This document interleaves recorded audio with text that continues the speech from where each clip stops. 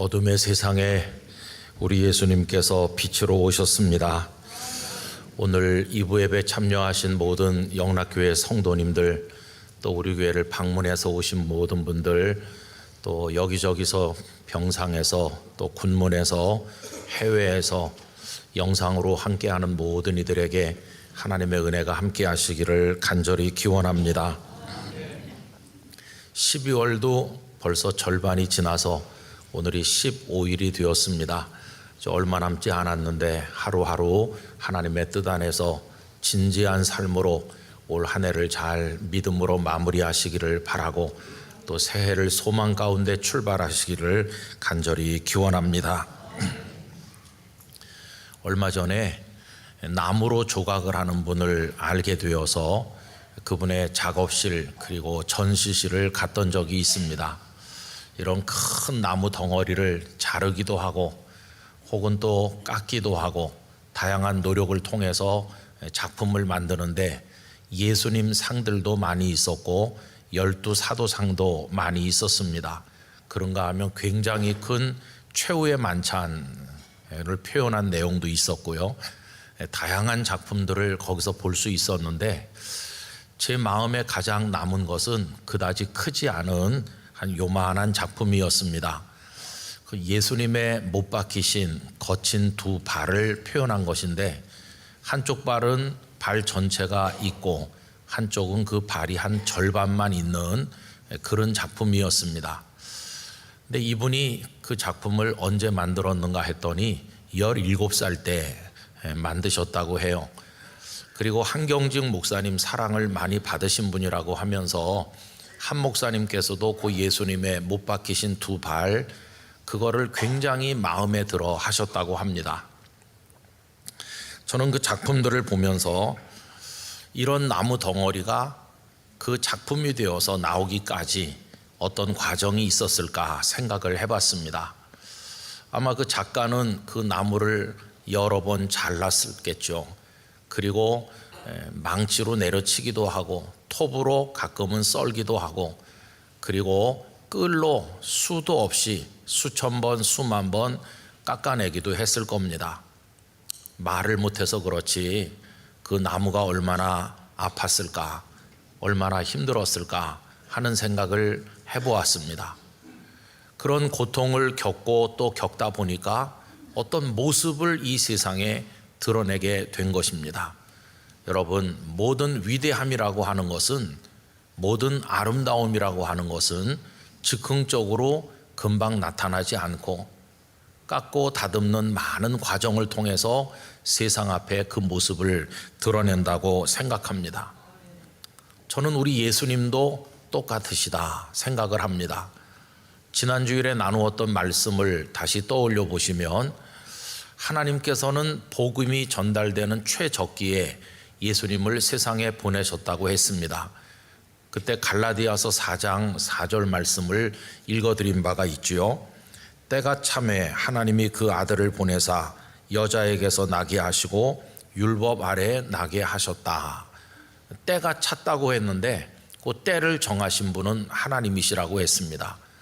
복음이 전파되는 최적기, 그때는 어떤 때였는가 하면 지난주에 드렸던 말씀을 다시 반복을 해보면 세계 언어라고 할 수 있는 헬라어가 있어서 복음 전파에 좋은 수단이 되었고, 모든 길은 로마로 통한다는 말처럼 발달된 육상 해상 교통로가 있어서 복음 전도자들이 빠르게 왕래할 수 있었고, 또 팍스 로마나 로마의 평화가 구축되어 있어서 그 여행자들이 안전하게 복음을 가지고 오갈 수가 있었고, 디아스포라 흩어진 유대인들이 로마 제국 여러 곳에 살고 있었기 때문에 이방 사람들이 하나님에 대한 전 이해를 가지게 되어서 복음이 전파되었을 때 그 복음을 이해하는데 도움이 되었으리라 하는 말씀을 드린 바가 있습니다. 그래서 그 때가 찼다고 할 때 복음이 전파되기에 가장 좋은 조건들, 그 모든 것이 갖추어졌을 때 하나님께서 예수님을 우리들에게 보내셨다는 겁니다. 자, 그런데 여러분, 복음이 전파되는 데는 그때가 최적기였는지 모르겠지만은 예수님 그분에게는 그때가 아주 어렵고 힘든 최악의 때였다, 이렇게 생각할 수 있다는 겁니다. 예수님에게는 견딜 수 없는 힘든 때였습니다. 그것을 보여주는 상징적 말씀이 오늘 읽은 본문 가운데서 1절 앞부분이라고 생각합니다. 2장 1절 앞부분을 보십시오. 헤롯 왕 때에 예수께서 유대 베들레헴에서 나시매라고 되어 있지 않아요? 바로 여기 요 짧은 구절 속에 예수님께서 이 땅에 탄생하신 그 시대가 어떤 시대였는가, 그 공간이 어떤 공간이었는가, 예수님의 탄생 시공을 우리들에게 보여주고 있습니다. 여러분, 예수님께서는 어떤 때 나셨나? 헤롯 왕 때에 나셨다 하는 겁니다. 여기 등장하는 헤롯은 로마의 도움을 받아서 그 지역을 장악했던, 그래서 로마로부터 왕으로 인정받은 사람이죠. 그는 로마에 충성했습니다. 그러면서 얼마나 잔인하고 포악한 사람이었는지 역사가 그 모든 것을 증언해주고 있습니다. 그는 무려 10명의 아내를 얻었는데 그 궁중에서 온갖 음모와 암투가 심하다 보니까 이 헤롯은 시간이 지나면 지날수록 의심이 많은 사람이 되었고 잔혹하기 이를 데 없는 사람이 되어갔습니다. 헤롯의 잔인함을 보여주는 상징적인 사건이 있는데 10명의 아내 중에서 가장 사랑했던 여인은 마리암네 1세 왕비였는데 이 헤롯은 마리암네 1세 자기 아내를 죽이고 그리고 그녀가 낳은 두 아들까지 죽일 정도로 잔혹했습니다. 여러분, 그래서 그 당시 로마에는 헤롯의 아들로 태어나느니 차라리 돼지로 태어나는 게 더 낫다 하는 말이 떠돌 정도였다고 합니다. 그런 잔인한 사람에게 유대인의 왕으로 나신 이가 어디 계시느냐고 동방의 박사들이 찾아왔을 때 베들레헴의 갓난아기 모두를 죽이라고 하는 것 정도는 아무런 일도 아니었을 것입니다. 워낙 포악한 자기 처자식까지 죽이는 사람이었기 때문이죠. 여러분, 그런 사람이 왕으로 다스리고 있는 그때가 예수님께서 나신 때였어요. 헤롯 왕 때라고 하는 요 규절은 다른 말로 환원한다면 칠흑같이 어두운 때, 희망이라고는 아무데도 보이지 않는 때, 모든 사람에게 고통만 다가오는 아주 어려운 때, 이렇게 바꿔서 생각할 수 있습니다. 예수님께서는 그런 때에 세상에 나신 것입니다. 또 그분의 공간은 어떠했냐 하면 유대 베들레헴에 나셨다라고 되어 있죠. 여러분, 그 유대라고 하는 손바닥만한 그 지역이 그때 어떤 상태에 있었나요? 아까 말씀드린 악하기 이를 데 없는 잔인한 헤롯 같은 사람이 통치하던 유대 형편이 어땠겠습니까? 로마의 식민지로 신음하는 유대였습니다. 가혹한 세금이 부과되었고 그리고 곳곳에 십자가가 세워져서 이런저런 이유로 많은 사람들이 처형당하는, 그런 억압당하는 그런 유대였습니다. 이 헤롯이 다스리다가 죽은 이후에 그의 아들 아켈라오가 얼마 동안 통치를 하다가 아켈라오가 축출된 다음에는 로마인 총독이 직접 파송을 받아서 다스리게 되었는데 몇 년마다 임무 교대를 하는 중에 5번째 총독으로 부임한 사람이 예수님을 십자가에 못 박게 한 빌라도죠. 이게 유다의 상황이었습니다. 여러분, 얼마나 유랑민들이 많이 떠돌아다녔나 하는 것 또한 우리들에게 보여주고 있는데 그 당시 경제가 다 무너져서 가난한 서민들이 정말로 많았다고 합니다. 우리가 복음서 말씀을 읽을 때 익숙하게 접하는 예수님께서 떡 5개 물고기 2마리로 남자만 5,000명을 먹이는 놀라운 이적을 행하신 것이 마태복음부터 요한복음까지 4복음서에 다 나와 있는데 이 사건을 우리는 예수님의 엄청난 능력으로 많은 사람을 먹이셨다는데 초점을 맞춰서 읽을 때가 대부분이지만 그 상황을 어떤 사회학적인 눈으로 들여다보면 그 사회가 얼마나 어려운 사회였나 하는 것을 알 수 있죠. 여러분, 대낮에 남자들이 5,000명씩 모인다는 건 뭘 말해주느냐 하면 일거리 없는 불쌍한 남자가 많다는 것을 보여주는 겁니다. 모두에게 일거리가 있어서 바쁘게 일해야 된다고 그러면 그런 많은 사람이 모일 수가 없었을 텐데 할 일이 없이 빈둥거려야 되는 일감 없는 사람들이 많았다는 것이고, 또 그들은 어린아이가 내놓은 그 작은 도시락에서 시작된 주님의 능력으로 떡과 생선을 먹었지 자기들이 스스로 도시락을 준비할 수 없을 정도로 그들 모두가 다 굶주리고 있었다는 것을 보여주는 것이죠. 그게 그 시대의 참상이었습니다. 그렇게 어려운 유대인들에게 희망이 있다고 한다면은 예루살렘 성전뿐이었겠죠. 그래도 성전이 우리에게 있으니 이 성전에서 하나님께 제사를 드리니 우리에게 희망이 있지 않을까라고 생각을 했을 텐데, 이미 그 성전은 땅바닥에 권위가 떨어진 지 오래였습니다. 헤롯 같은 사람이 제사장을 폐하기도 하고 세우기도 하는, 대제사장이 헤롯의 판단에 따라서 바뀌기도 하는 그런 시대이다 보니까 이 권력과 거룩한 성전이 결탁할 수밖에 없었고, 성전은 이미 권력의 시녀처럼 전락한 지가 오래였습니다. 그런 성전이 어떻게 백성들의 영혼을 위로할 수가 있었겠나 하는 것입니다. 여러분, 이런 것이 그 당시 유대 상황이었습니다. 그러니 예수님께서 탄생하신 그 삶의 공간이라고 하는 게 얼마나 갑갑한 곳이었는가 하는 것을 알 수 있죠. 그래서 2장 1절에서 헤롯 왕 때에 유대 베들레헴에 나셨다, 이 한마디 문장만 가지고도 그 시대가 얼마나 어려운 시대며 그 상황이 얼마나 힘들었는가, 이걸 단적으로 들여다볼 수 있다는 겁니다. 이제 그런 곳에 우리 예수님이 탄생하셨어요. 예수님 탄생하시고 나서 십자가에 달려 부활 승리하시기까지 그 수십 년 동안 얼마나 예수님의 인생이, 예수님의 그 사역이 고단하고 어려웠는지 말로 다 알 수 없습니다. 그 예수님의 그 몇십 년의 그 모습이 마치 앞에서 말씀드린 것처럼 한 조각가가 큰 나무 덩어리를 가져다가 사정없이 자르고 그리고 내리치고 그리고 깎아내는, 마치 그와 같은 과정이었다는 생각이 들었습니다. 예수님이 무수하게 망치질 당하시고 톱질 당하시고 정으로 쪼아냄을 당하시고 끌질 당하시는 것처럼 예수님의 삶은 그토록 고단했다는 겁니다. 우선 탄생하실 때 예수님은 잘 준비된 궁궐이나 부잣집에서 호화롭게 탄생하신 게 아니고 마국간에 나셨습니다.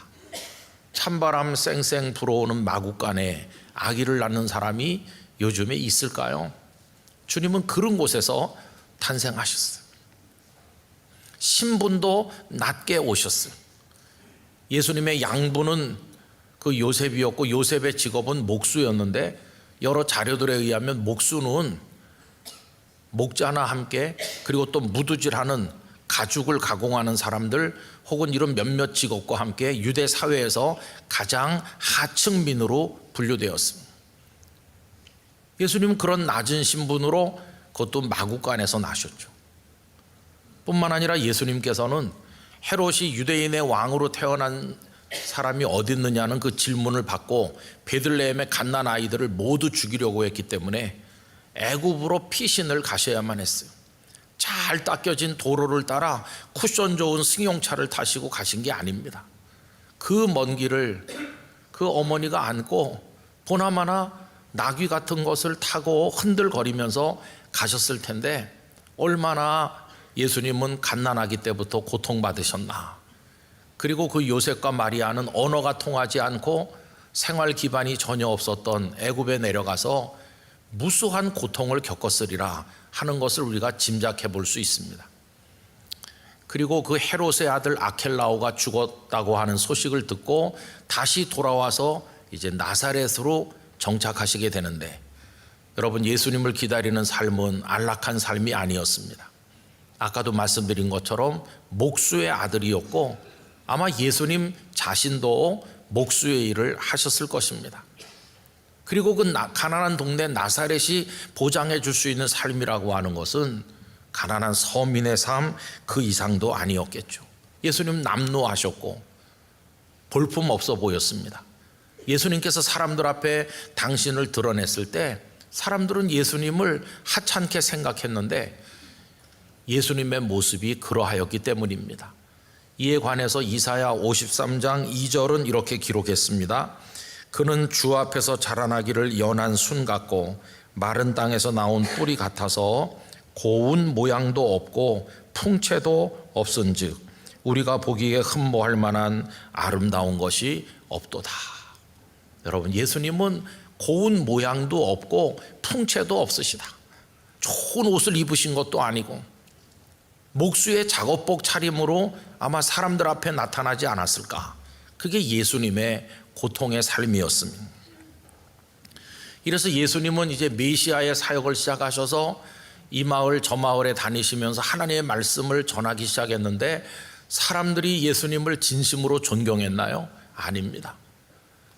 대제사장들, 바리새인들, 서기관들, 사두개인들, 백성의 장로들, 그들은 예수님을 얼마나 미워하고 예수님을 심지어 죽이려고 했는지 복음서가 그대로 증언하고 있는 터이고, 그러면 일반 무리들은 어땠을까요? 그 무리들은 열광하면서 달려왔지만 자기들이 원하는 것을 받은 다음에는 썰물 빠져나가듯이 다 떠나는 사람들이었을 뿐 중심으로부터 예수님을 사랑하는 사람들은 거의 없었습니다. 많은 사람들에게 시달리시고 미움받으시고 손가락질 받으시고 조롱받으시고 사람들에게 천대받으셨습니다. 이게 예수님의 고단한 메시아 사역이었습니다. 저는 예수님께서 마구간에 나신 그때부터 겪어오신 이 많은 과정들이 예수님의 몸이 잘려나가고 예수님께서 망치질을 당하시고 끌질 당하시고 사정없이 쪼아대는 그런 과정이었다고 생각합니다. 그러다가 맨 마지막에 예수님께서는 십자가에 매달리셨죠. 그 거친 십자가의 가시가 예수님의 온몸을 찌르고 가시 면류관이 예수님의 이마를 찢어서 피가 흘러내리는 겁니다. 그리고 큰 못을 로마 병정이 거친 망치질로 두 손과 두 발에 박아 넣을 때, 그래서 예수님이 십자가 위에 달리셨을 때, 그때가 예수님이라고 하는 작품이 완성되는 순간이 아니었나. 그 거친 로마 병정의 망치질이 마치 그 조각가가 다 됐어 그러면서 마지막 망치질을 하는 순간과 같지 않았나, 그런 생각을 해보게 되는 거죠. 어제 이 설교 원고를 작성을 해서 보내면서 예수님이 매달려 그 망치질 당하는 순간을 보면서 그 조각가의 손에 들려있는 그 나무 덩어리가 작품으로 만들어가는 과정이 생각이 났습니다. 여러분, 예전에 우리가 많이 불렀던 찬양인데 요즘은 잘 부르지 않는 찬양이 있죠. 세계의 못이라고 하는 찬양을 기억하십니까? 그때 그 무리들이 예수님 못 박았네, 녹슨 세계의 그 못으로 망치 소리 내 맘을 울리면서 들렸네, 그 피로 내 죄 씻었네. 그 망치 소리가 예수님을 막 깎고 두드려서 어떤 작품을 만드는 것처럼 그렇게 제 마음속에 들렸습니다. 성도 여러분, 그래서 예수님은 그 모습을 온 세상에, 그 위대하심을, 우리의 유일한 생명의 구주이심을, 하나님의 아들이심을 나타내 보이시게 된 것입니다. 그런데 우리가 하나 기억할 것이 있습니다. 그것은 예수님께서 겪으신 그 모든 과정이 당신의 의지와 상관없이 억지로 겪으신 게 아니라는 것입니다. 예수님은 오히려 스스로 당신 자신을 조각하신 분입니다. 요한복음 19장 30절에 이런 말씀이 있죠.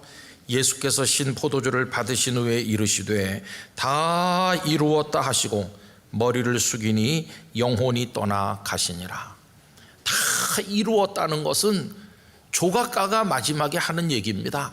작품이 완성됐다, 다 이루었다는 건데, 예수님은 능동적으로 주체적으로 당신이 주도하셔서 그 모든 걸 이루시고 온 세상 앞에 다 이루었다고 선언하신 것입니다.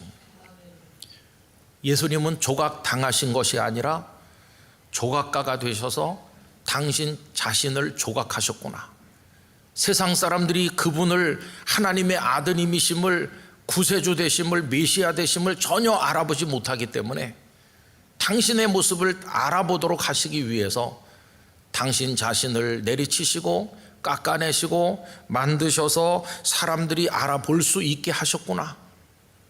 그래서 그 고통이 누적되면서 조금씩 모습이 갖춰지기 시작했는데, 처음에 사람들은 랍비라고 그분을 바라보더니 나중에는 선지자인가 하면서 바라보다가 어떤 사람들은 능력 많은 치유자로 그렇게 예수님을 바라보기도 했었죠. 그러다가 맨 마지막에 그 망치 소리와 함께 못이 예수님의 손과 발에 박히는 그 순간 예수님은 생명의 구원자로, 하나님의 아들로, 우리를 구원하신 유일한 메시아로 그 모습이 완성되셔서 사람들이 알아볼 수 있도록 온 세상 앞에 당신을 나타내 보이신 것입니다. 그래서 다 이루었다고 말씀을 하신 것입니다. 여러분, 예수님의 모습이 사람들이 알아볼 수 있도록 나타나게 되니까 눈이 가려서 보지 못하던 사람들이 드디어 예수님을 보게 되었는데, 예를 한 사람 든다면 예수님의 제자이면서도 예수님을 제대로 알지 못했던 도마를 예를 들 수 있습니다. 그런 예수님께서 부활하셨지만 그걸 믿지 못했었는데, 부활하신 주님을 만나본 다음에 주님을 뭐라고 고백했습니까? 요한복음 20장 27절 28절입니다. 도마에게 이르시되 네 손가락을 이리 내밀어 내 손을 보고 네 손을 내밀어 내 옆구리에 넣어보라. 그리하여 믿음 없는 자가 되지 말고 믿는 자가 되라. 그 다음은 함께 읽겠습니다. 도마가 대답하여 이르되 나의 주님이시요 나의 하나님이시니이다. 아멘. 오늘 2부에 예배하는 성도님들도 눈이 열리시기를 바랍니다. 그래서 나의 주님, 나의 하나님이시라고 고백할 수 있게 되기를 원합니다. 나무 덩어리네 이렇게 바라보는 게 아니라 처음부터 메시아이셨는데 알아보지 못했던 이들의 눈이 열리면서 이제는 나의 주님이심을 내가 믿습니다. 나의 하나님이심을 이제서야 내가 뵙고 경배합니다. 그렇게 주님을 보는 눈이 열려야만 될 것입니다. 그 성경은 남루한 어떤 모습으로 등장하셔서 사람들이 그분을 알아보지 못했던 처음 이야기로부터 시작을 해서 그 모습이 완성된 다음에 만왕의 왕이시고 만주의 주이심을 노래하고 있지 않습니까? 빌립보서 2장 9절 이하를 보면 이렇습니다. 이러므로 하나님이 그를 지극히 높여 모든 이름 위에 뛰어난 이름을 주사 하늘에 있는 자들과 땅에 있는 자들과 땅 아래에 있는 자들로 모든 무릎을 예수의 이름에 꿇게 하시고 모든 입으로 예수 그리스도를 주라 시인하여 하나님 아버지께 영광을 돌리게 하셨느니라. 여러분, 예수님의 삶은 그런 삶이었습니다. 잘려나가셨고 또 깎이셨고 또 망치질 당하셨고, 아니 그분 스스로가 당신을 그렇게 조각하셔서 봐라 내가 너희들의 구원자가 아니냐 이렇게 나타내 보이신 삶이었다고 할 수 있습니다. 이 예수님의 삶을 보면서 오늘 우리가 나눌 묵상은 무엇일까요? 예수님께서 헤롯 왕 때 유대 베들레헴이라는 상황에 오신 것처럼 저는 오늘 우리도 헤롯 왕 때 유대에 살고 있는 사람들과 다를 바가 없다고 생각합니다. 여러분, 이 지구촌은 헤롯 왕 때와 같아요. 존경과 사랑이라든지 양보와 배려라든지 신뢰와 의리라든지 겸손과 정직 같은 우리가 소중히 여기는 가치들이 땅바닥에 다 떨어졌습니다. 어느 나라나 다 마찬가지입니다. 아담과 하와가 선악을 알게 하는 나무 열매를 따먹었을 때 그래도 최소한 그들에게는 수치심이 있어서 무화과 나뭇잎으로 치마를 만들어 자기들의 치부를 가리려고 했지 않았습니까? 그들에게는 수치심이 있었죠. 그런데 오늘 이 세상 사람들에게는 우리를 포함해서 그 수치심조차도 남아있지 않습니다. 오늘의 세상은 악을 행하는 사람들이 오히려 목소리가 더 크고 내가 어때서 이러면서 자기 합리화를 하는 세상에 살고 있으니 최소한의 수치심도 없는 세상이죠. 이 나라 저 나라 진정으로 백성을 사랑하고 인도하는 그런 참된 지도자가 있나 하고 기웃거려 보면 어느 나라도 그런 지도자가 있는 것처럼 보이지 않습니다. 하나님의 창조 질서를 정면으로 위배하는 동성애를 비롯한 온갖 부끄러운 일들이 예전에는 몰래 숨어서 진행되더니 이제는 그게 무슨 대단한 문화생활이라도 되는 것처럼 백주에 드러내놓고 부끄러운 줄 모르고 그런 일들을 주장하고 있고 그걸 심지어는 법으로 만들려고까지 획책하고 있는 게 현실 아닙니까? 사회가 다 무너지고 있습니다. 스승을 존경하는 제자가 없어진 지는 이미 오래고 부모를 존중하는 자녀도 점점 줄어들고 있고 모든 사회가 무너지는 그런 시대에 오늘 우리가 사는 이 시대가 헤롯의 시대고 그 유대와 똑같구나 하는 생각을 하고 있습니다. 거기다 우리 대한민국은 분단의 고통 가운데 언제나 전쟁의 위협까지 받으며 살고 있습니다. 거기다 또 한 사람 한 사람을 들여다보면 얼마나 힘드세요. 질병이라고 하는 끌로 매일같이 깎이는 분들이 많아요. 가난이라고 하는 정에 쪼이는 분들도 많으세요. 거기다 온갖 실패와 좌절이라는 그 상실감 때문에 외로움 때문에 망칠 당하는 것처럼 만신창이가 된 그런 인생을 사는 분들도 얼마나 많은지. 그래서 예수님의 인생이 그랬던 것처럼 우리도 이 땅에 태어나서 살아가는 한평생이 계속 얻어맞고 잘려나가고 깎여나가는 그런 고통의 나날이구나 하는 생각을 하게 되었습니다. 그러면서 주님, 당신이 살아가신 그 삶이 오늘 우리에게 어떤 교훈을 주시나요? 우리에게 무슨 말씀을 하시는 겁니까? 이렇게 마음으로부터 질문할 때 주님은 이렇게 말씀하신다고 생각됩니다. 내가 잘려나가고 깎여나가고 쪼이고 망치질 당함으로 온 세상에 메시아임을 드러내는 것처럼 너희들도 그 고통을 겪어나가면서 너희야말로 참된 내 사람이라는 게 세상에 드러나게 될 것이다. 너희가 진정한 그리스도인 하나님의 자녀라고 하는 것이 세상에 보여지게 될 것이다. 지금 너희도 만들어져 가는 중이고 조각되고 있는 중이니 잘 참고 견뎌서 내가 다 이룬 것처럼 너희도 그리스도인의 삶을 이루라. 이렇게 말씀하신다고 생각되었습니다. 여러분, 지금 여기라고 하는 우리의 시공, 우리 인생을 에워싸고 있는 이 상황이 우리를 다듬고 우리를 끌질하고 우리를 잘라내고 해서 우리도 하나님의 사람의 모습으로 만들어져 나가게 될 줄로 믿습니다. 문제는 그걸 견뎌낼 수 있나, 그걸 참아낼 수 있나, 그것이 우리에게 문제이죠. 하나님께서 우리에게 힘을 주셔서 세월이 쌓이고 쌓이면서 우리 한 사람 한 사람이 더 그리스도인다운 그리스도인으로 제 모습을 가지기를 원하고 우리 교회가 더 교회다운 교회로 그 모습을 드러내어 세상의 아름다움과 위대함을 뽐낼 수 있는 그런 자리에까지 이르기를 간절히 소망합니다. 여러분, 영락교회는 편안한 가운데 쉽게 세워진 교회가 아닙니다. 1945년 광복 이후에 극심한 혼란기에 영락교회가 세워졌습니다. 79년 전입니다. 그리고 38도선을 목숨 걸고 넘은 많은 사람들이 모여서 눈물 뿌려서 이 교회가 구축되었습니다. 고난과 함께.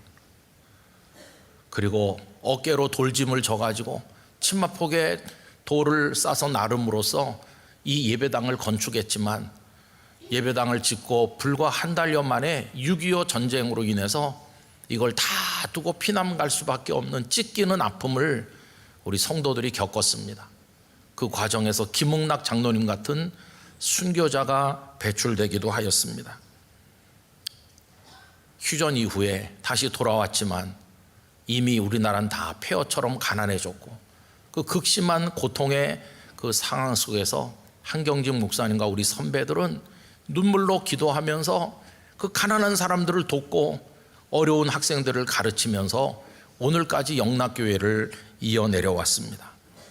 여러분, 영락교회가 영락교회가 된 것은 민족의 고난과 함께 우리도 잘려나가고 깎여나가고, 우리도 정으로 그리고 끌로 망치로 다듬어지는 과정을 겪으면서 오늘의 영락교회가 만들어져 온 것입니다. 그 과정에서 많은 성도들은 어려움에도 불구하고 호주머니를 털어서 더 어려운 사람들을 도왔고, 힘든데도 불구하고 나와서 헌신하고 봉사했으며 눈물을 뿌려가면서 하나님 앞에 기도하여, 그래서 오늘의 영락교회가 만들어져 가고 있는 중입니다. 여러분, 우리가 기억할 것은 예수님께서 탄생하신 것은 한순간에 이루어진 사건이었지만은 그 이후에 하나님의 아드님으로 메시아로 온 세상 앞에 다 이루었다고 선언하게 되기까지는 날마다 잘리고 깎이는 과정이었다는 사실을 우리가 기억해야만 된다는 것입니다.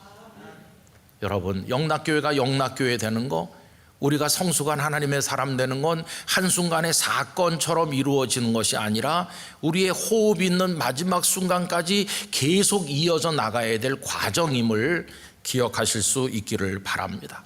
이 긴 과정을 견뎌낼 수 있는 힘을 하나님께서 우리에게 주시기를 간절히 원하는 것입니다. 아직도 우리는 완성된 작품이 아닙니다. 영락교회 아직도 주님이 원하는 완성된 작품은 아닐 것입니다. 앞으로도 계속 우리들은 다듬어져야 되고, 그때마다 잘려나가는 아픔, 얻어맞는 고통, 그리고 끌질 당하는 통증이 따라올 텐데, 그걸 감수할 수 있는 인내와 또 우리 마음의 용기가 필요한 줄로 생각합니다. 여러분, 이때를 잘 통과하실 수 있기를 기원합니다. 유명한 소설가인 니코스 카잔차키스의 예수 다시 십자가에 못 박히다라는 작품이 있습니다. 오래전에 말씀드린 적이 있는데요, 거기 산으로 숨은 신자들에게 신부가 이런 얘기를 합니다. 사냥꾼들이 산에다가 그물을 쳤습니다. 많은 산비둘기들이 그 안에 걸려들었습니다. 그런데 사냥꾼들은 이 산비둘기를 금방 시장에 내다 팔지 않고 오히려 먹을 것을 많이 던져주면서 이 비둘기들이 살이 많이 찌기를 기다렸습니다. 어리석은 비둘기들은 그 그물 안에 갇혔지만 먹을 것이 계속 공급되니까 양껏 먹고 날마다 몸집이 커졌고 살이 통통 쪘습니다. 드디어 사냥꾼들은 이제는 값을 받을 수 있겠어, 이제는 시장에 내다 팔기로 마음을 정하고 한 마리씩 장에다가 옮기기 시작했습니다. 그들이 시장에 팔려 나가면 거기서 식탁에 튀겨진 요리가 돼서 올라올 텐데, 그들에게 마지막 날이 온 겁니다. 그런데 비둘기 한 마리 한 마리들을 빼내고 있을 때 그물 저쪽 구석에서 어떤 비둘기 한 마리가 있는 힘을 다해서 몸을 뒤틀더니 그 그물 사이로, 그물 코로 몸을 빼내서 하늘로 날아오르는데 성공했습니다. 그 비둘기 한 마리는 자유를 얻고 살아남았습니다. 어떻게 다 그 그물 안에 갇혔는데 그 비둘기 한 마리는 몸을 빼내서 날아갈 수 있었나? 알고 보니 다른 비둘기들이 눈앞에 모이에 팔려서 그걸 있는 대로 먹고 살이 찌는 그 시간에 이 비둘기는 아무것도 먹지 아니하고 자기 몸을 점점 마르게, 점점 작게 만들어서 그 그물코 사이로 탈출하는 데 성공한 겁니다. 여러분, 지금은 우리가 이 산에 피신했고 고통을 받는 시간이지만 이 시간을 잘 견디면 우리는 끝까지 하나님의 사람으로 살아남을 수 있을 것입니다. 그때까지 인내하고 견뎌야 됩니다. 이렇게 이야기하는 대목이 나옵니다. 여러분, 저는 그 이야기를 오늘 2부 예배 오신 성도님들에게 드리고 싶습니다.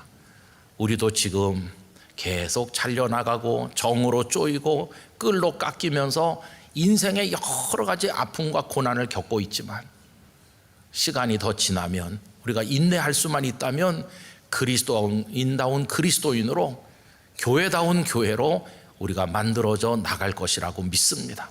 그때까지 우리보다 먼저 그 과정을 통과하신 주님을 바라보면서 엎드려 기도하면서 하루하루를 잘 통과해 나가는 성도님들 되시기를 바랍니다. 저는 대한민국도 지금 잘리고 찢기고 있는 중이라고 생각합니다. 대통령 탄핵이라고 하는, 그걸 원하든 원하지 않든 온 세계 사람들 앞에 우리가 피 흘리는 모습을 지금 보여주고 있는데, 이 과정을 우리가 잘 견딜 수만 있다면 대한민국도 더 건강한 나라로 깎여져서 작품이 될 거라고 믿습니다. 더 빛나는 나라가 될 줄로 믿고 동방의 등불 같은 나라가 돼서 전 세계 복음의 깃발을 높이 들 날이 올 것을 희망합니다. 여러분, 그때까지는 우리가 잘 견디면서 기도하면서 하나님 앞에 나가야 되겠습니다. 이것이 이 땅에 오셔서 우리보다 먼저 그 지난한 고통의 삶을 통해서 완벽한 메시아로 우리 앞에 등장하신 그 예수님을 영접하는 또 하나의 방법이 될 것이고, 이 성탄을 진지하게 살아가는 모습이 되리라 생각하는 것입니다. 우리 한 사람 한 사람에게 그러한 믿음 주시기를 간절히 축원합니다. 기도하겠습니다. 거룩하신 아버지 하나님, 주님 베들레헴 마구간에 탄생하신 이후로 십자가 위에서 다 이루었다고 선언하신 완벽한 하나님의 아들 구세주로 그 모습을 알리시기까지 얼마나 많은 고통의 시간들을 보내셨는지, 저희도 예수님의 뒤를 따라 성도다운 성도, 교회다운 교회로 조각되고 있음을 깨달으면서 그때까지 참고 인내하고 기도하며 전진해 나갈 수 있도록 하나님, 저희에게 힘을 허락하여 주시옵소서. 대한민국에도 그러한 은혜를 허락하여 주시옵소서. 예수님의 이름으로 기도하옵나이다. 아멘.